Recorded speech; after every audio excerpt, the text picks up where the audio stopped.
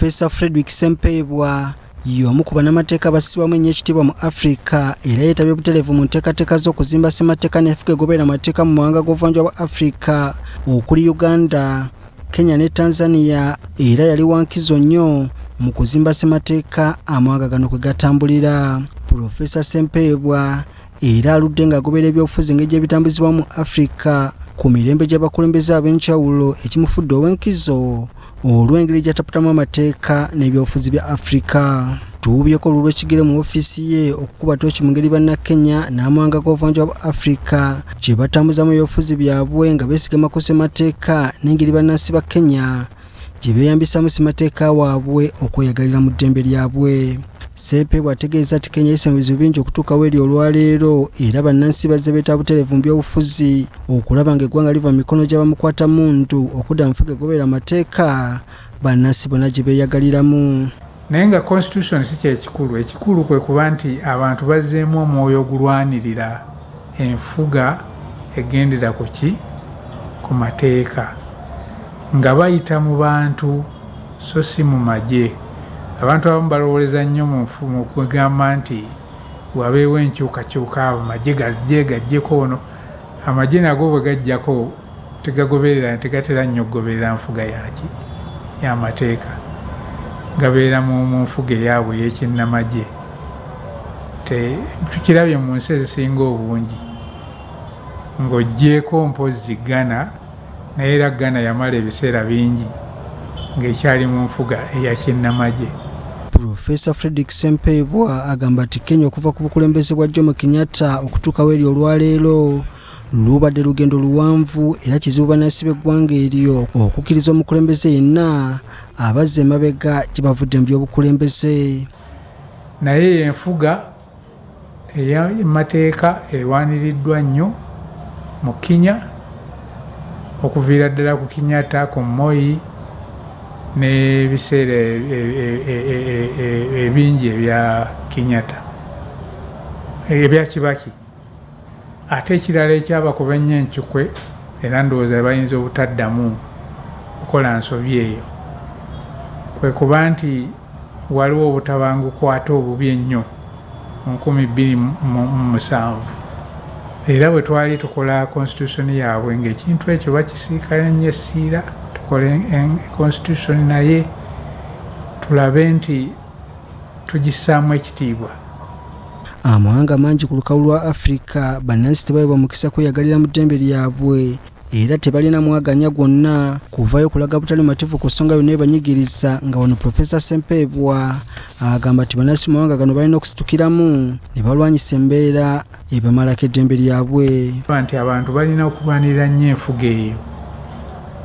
Constitution mugikola n'eba nnungi.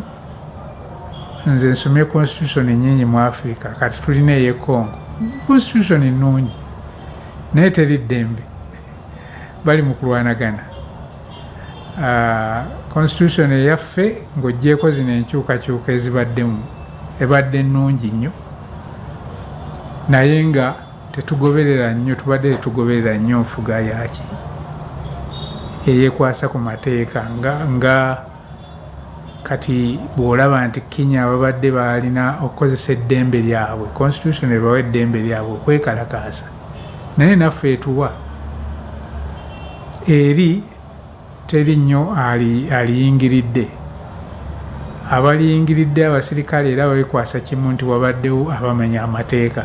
Wano mu Uganda bukyanga eggwanga lifuna bwetwaze terifunangako ku nkyukakyuka mu bukulembeze ez'emirembe era abakulembeze bonna bafugira ku mudumu gwa muntu nga ku nsonga eno Professor Sempebwa agamba nti obuyinza buli mu bannansi okumanya eddembe lyabwe libweebwa ssemateeka baleme kutunula butunuzi ng'ab'obuyinza balirinnyirira.